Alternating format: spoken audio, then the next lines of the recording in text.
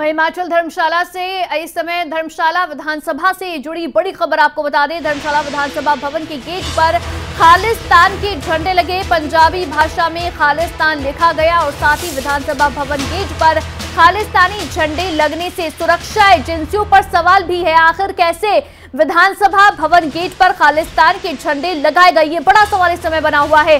धर्मशाला विधानसभा परिसर में CCTV camera भी नहीं है। सुबह मॉर्निंग वॉक पर निकले लोगों ने खालिस्तान के झंडे देखे और इसके बाद से ही पुलिस पूरे मामले की जांच में जुटी हुई है। तो ये बड़ी खबर इस समय आपको बता दें, धर्मशाला विधानसभा से जुड़ी बड़ी खबर। दरअसल धर्मशाला विधानसभा के गेट पर और साथ ही साथ दीवार पर खालिस्तान के झंडे लगे और यहाँ पर पंजाबी भाषा में पेंट से दीवार पर खालिस्तान भी लिखा गया, जिसके बाद से ही कई बड़े सवाल हैं जो इस समय बने हुए हैं। सवाल ये कि आखिर कैसे यहाँ पर दरअसल ये लोग पहुंचे और झंडे लगाने में कामयाब हुए, बाकायदा पेंट से खालिस्तान भी लिखा गया है। तो ये कैसे मुमकिन हुआ? आखिर इतने बड़े विधानसभा परिसर में क्यों कोई सीसीटीवी कैमरा भी नहीं है? सवाल सुरक्षा एजेंसियों पर भी है कि क्यों उन्हें कोई भनक तक नहीं लगी कि ऐसा कुछ यहाँ विधानसभा के गेट पर हो रहा है। सवाल ये कि आखिर इस समय जो विधानसभा के पहरेदार हैं वो कहां थे? तो इस समय सुरक्षा व्यवस्था को लेकर भी कई बड़े सवाल हैं जो उठ रहे हैं। जब फोन के माध्यम से हमें लगा पता कि यहाँ पे झंडे और ये वॉल राइटिंग करी गई है, और जो वॉल राइटिंग है वो किसी ऐरे गैरे द्वारा नहीं की गई, कोई प्रोफेशनल बंदा जिसने वॉल राइटिंग करी है इसकी, और ये बहुत ही निंदनीय और दुर्भाग्यपूर्ण कार्य है। और मैं तो बोलता हूँ कि इनको पकड़ कर जो चमड़ी का जो है, इनका चमड़ी का बैनर बना के उस पर भारत माता की जय लिखवाना चाहिए, तब इनको पता चले कि भारत जो है हिमाचल जो एक बहुत शांत प्रदेश है और यहाँ पर जो है ये भड़काऊ जो लोग।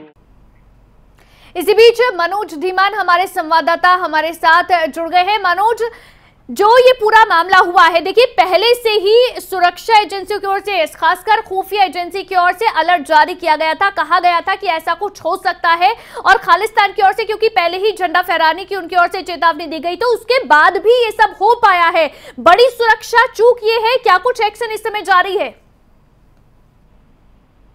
बिल्कुल अवंतिका, देखिए जिस तरह से एक संवैधानिक परिसर में जो है वो खालिस्तान के झंडे लगना अपने आप में एक बहुत बड़ी बात है, और सुरक्षा के जो दायरे हैं उन पर कहीं ना कहीं वो जो सवाल जो है वो उठना शुरू हो जाते हैं। इससे पहले ही आगाह किया गया था कि इस तरह की हरकत जो है वो ये लोग कर सकते हैं। तो ऐसे में जो है इन पर नजर बनाए रखना जो है वो सुरक्षा एजेंसियों का सबसे बड़ा जिम्मा था। हालांकि जो बॉर्डर एरियाज हैं वहां पर चेकिंग जो है वो होनी चाहिए थी। साथ ही साथ जो रात के अंधेरे में ये सबसे बड़ा कदम जो है वो इन लोगों के तरफ से जो है वो उठाया गया है, और कहीं ना कहीं ये निंदनीय कार्य भी है। हिमाचल प्रदेश में इस तरह की बातें होना जो है वो आम हो चुकी है, तो इन पर रोक लगाना जो है वो सुरक्षा एजेंसियों का सबसे बड़ा जिम्मा होता है। साथ ही साथ जो पुलिस प्रशासन हमारा है उनकी सबसे बड़ी कड़ी इसमें भूमिका जो है वो उनकी रहती है। तो ऐसे में अब सवाल भी उठ रहे हैं कि आखिर ये लोग अंदर पहुंचे तो कैसे पहुंचे, और विधानसभा परिसर के बाहर ये झंडे लगा देते हैं, खालिस्तान लिख देते हैं, नारे लिख देते हैं, तो इसमें वक्त तो लगा होगा। देर रात के अंधेरे में भले ही लोगों ने ये शरारत की है, जो शरारती लोग हैं, जो भी लोग हैं, उन पर जो है पुलिस धरपकड़ वो शुरू कर देगी। प्रारंभिक जांच भी पुलिस द्वारा कर ली गई है। ऐसे में जो एसडीएम बैजनाथ अपने धर्मशाला के जो एसडीएम है शिल्पी वेक्टा, उन्होंने वहां का दौरा किया है, मौके पर वहां पहुंची है, तो उन्होंने सीधे तौर पर कहा है कि जो आसपास के सीसीटीवी कैमराज है, भले ही विधानसभा परिसर में कोई सीसीटीवी कैमरा नहीं है बाहर की तरफ जो है, लेकिन जो आसपास के सीसीटीवी कैमरास हैं उनको खंगाल कर वहां की फुटेज को लेकर के जो है वो उन लोगों पर कार्रवाई की जाएगी। और ये भी कहा है कि जो धाराएं हैं वो खुद ब खुद उनके साथ जुड़ती हुई चली जाएंगी, क्योंकि ये मामला जो है एक संवैधानिक परिसर पर जो है वो खालिस्तानी झंडा फहराने का है, और साथ ही साथ जो इस तरह की हरकत नहीं होनी चाहिए। बिल्कुल मनोज, देखिए इसी बीच सवाल एक ये भी है कि क्योंकि इतना बड़ा ये विधानसभा कॉम्प्लेक्स है, यहाँ पर जाहिर तौर पर इसकी सेफ्टी सिक्योरिटी के लिए चौकीदार भी होंगे, तो ऐसे में सिक्योरिटी गार्ड्स इस समय कहाँ थे? अभी तक क्या जानकारी उन्हें लेकर है? बिल्कुल अवंतिका, देखिए एक संवैधानिक परिसर है और इसकी सुरक्षा जो है वो सुरक्षा कर्मियों के हाथ में है। ऐसे में सुरक्षा कर्मी उस वक्त कहाँ थे, कहाँ पर वो गए थे जब देर रात के अंधेरे में ये पोस्टर लगाए गए हैं और नारे लिखे गए हैं? ये सवाल जो है कहीं ना कहीं ये खड़ा होता है उन सुरक्षा कर्मियों पर भी, जिनके हवाले जो है वो ये विधानसभा परिसर किया गया है। हालांकि 2 बार ही ये विधानसभा परिसर चलता है, शीतकालीन सत्र यहाँ होता है, तो ऐसे में सुरक्षाकर्मी यहाँ हर पल तैनात होते हैं। लेकिन अब सवाल उन पर भी उठना शुरू हुआ है कि आखिर वो देर रात को कहाँ थे। तो ऐसे में जो है पुलिस ने प्रारंभिक जांच पूरी कर ली है और पुलिस जो है लगातार सीसीटीवी फुटेज खंगालने में जो है वो जुट गई है और आशाएं जताई जा रही है कि पुलिस की तरफ से जो है जल्द से जल्द एक कोई नया जो बिल्कुल कोई ब्रेक थ्रू कब मिलता है पुलिस को, इस पर तो नजर रहेगी ही। मनोज आपके पास वापस आएंगे, लेकिन इसी बीच एक बड़ी खबर और दर्शकों को इसी बीच बता देते हैं।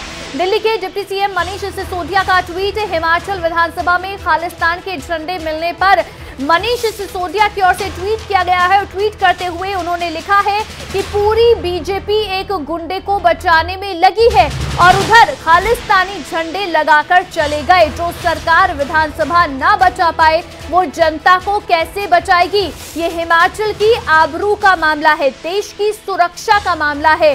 बीजेपी सरकार पूरी तरह से फेल हो गई है। मनीष सिसोदिया की ओर से, दिल्ली के डिप्टी सीएम की ओर से ये ट्वीट है जो किया गया है। अब इस घटना के बाद धर्मशाला विधानसभा भवन पर जो खालिस्तानी झंडे लगाए, जो लिखा गया, उसके बाद अब ये ट्वीट मनीष सिसोदिया की ओर से किया गया है। जाहिर तौर पर मनोज देखिए, अब ये जो वाकया घटा है इसके बाद एक सियासी रूप भी ये लेता हुआ नजर आएगा। आरोप प्रत्यारोप का दौर चलेगा, सरकार को घेरा जाएगा। लेकिन बड़ा सवाल ये है कितनी एक्टिवनेस यहां पर दिखाई गई जब धमकी मिली और उसके बाद जब खुफिया एजेंसियों की ओर से 26 अप्रैल को यह बताया गया कि ऐसा कुछ हो सकता है, तो उसके बाद क्या हलचल थी धर्मशाला में? क्या कोई हम कहीं सुरक्षा को लेकर कोई और ज्यादा सुरक्षा बढ़ाई गई हो, ऐसे कोई कदम उठाए गए थे धर्मशाला में, ऐसा नजर आता है? बिल्कुल अवंतिका, देखिए ये मामला जब हुआ है उसके बाद ही ये राजनीतिक रूप लेना शुरू कर देगा और इस पर आरोप प्रत्यारोप का दौर भी शुरू हो जाएगा। भले ही इसकी जांच का विषय है कि जांच कब होनी चाहिए, कि किस तरह की जांच होनी चाहिए, निष्पक्ष जांच होनी चाहिए। और अगर इस तरह की धमकियां पहले आ चुकी थी, इस पर मुख्यमंत्री जयराम ठाकुर तक भी ये बात पहुंची थी। मुख्यमंत्री जयराम ठाकुर ने कहा था कि बाहर से आने वाले राज्यों पर, जो राज्य से गाड़ियां हैं उन पर नजर रखी जाएगी। लेकिन अगर बात करें तो पुलिस को उलझा दिया गया है। पुलिस पेपर लीक मामले में जो है वो उलझ कर रह गई है, धरपकड़ जो है वो आरोपियों की जा रही है। वहीं दूसरी ओर हिमाचल प्रदेश के धर्मशाला में जो है वो खालिस्तान के झंडे फहरा दिए जाते हैं। पुलिस के लिए और कड़ा कदम ये उठाने के लिए हो जाता है। एक और मुसीबत पुलिस के लिए बढ़ जाती है कि आखिर पेपर लीक मामले को सुलझाएं या फिर इस काले झंडे के मामले को लेकर के वो अपनी जांच शुरू करें। भले ही इसमें आरोप प्रत्यारोप का दौर जारी हो जाएगा, सियासी घमासान यहां मच सकता है, क्योंकि जहां एक तरफ अब ट्वीट का सिलसिला शुरू हो चुका है, जैसे आपने कहा है कि मनीष सिसोदिया, बिल्कुल इस समय देखना होगा कि जांच में क्या कुछ निकलकर सामने आता है। लेकिन बड़े सवाल जाहिर तौर पर इस पूरे मामले के बाद बने हुए हैं। बहुत शुक्रिया मनोज धीमान तमाम जानकारी के लिए। लेकिन इस समय आप देखिए बड़ा सवाल ये भी है कि जब पहले से ऐसा अंदेशा था, जब खुफिया इनपुट्स ये मिले थे कि खालिस्तानी झंडा फहराया जा सकता है, तो उसके बाद भी क्यों सतर्कता नहीं बरती गई और इसे क्यों जो है सीरियसली नहीं लिया गया? अगर कहें तो क्यों, क्योंकि अगर सीरियसली लिया जाता तो जाहिर तौर पर ऐसी घटना नहीं घटती। आखिर धर्मशाला विधानसभा भवन के जो गार्ड्स थे वो इस समय कहां थे? क्यों यहां पर इस भवन पर एक भी सीसीटीवी कैमरे नहीं है? तो ऐसे बहुत सारे सवाल हैं जो बने हुए हैं। इसी बीच बड़ी खबर आपको बता दें, धर्मशाला विधानसभा की घटना पर हिमाचल के सीएम जयराम ठाकुर का ट्वीट। उन्होंने ट्वीट करते हुए लिखा कि रात में धर्मशाला विधानसभा परिसर में खालिस्तानी झंडे लगाने की कायराना घटना की निंदा करता हूं। इस विधानसभा में केवल शीतकालीन सत्र ही होता है, यहां अधिक सुरक्षा व्यवस्था की आवश्यकता उसी दौरान रहती है।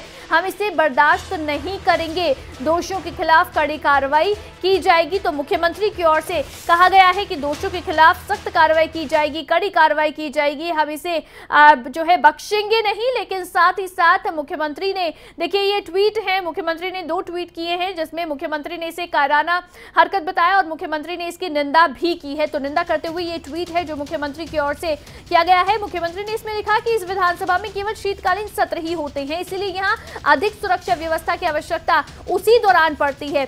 इसी का फायदा उठाकर ये कायरतापूर्ण घटना को अंजाम दिया गया है और लेकिन हम इसे बर्दाश्त नहीं करेंगे। इस घटना की त्वरित जांच की जाएगी और दोषियों के खिलाफ कड़ी कार्रवाई की जाएगी।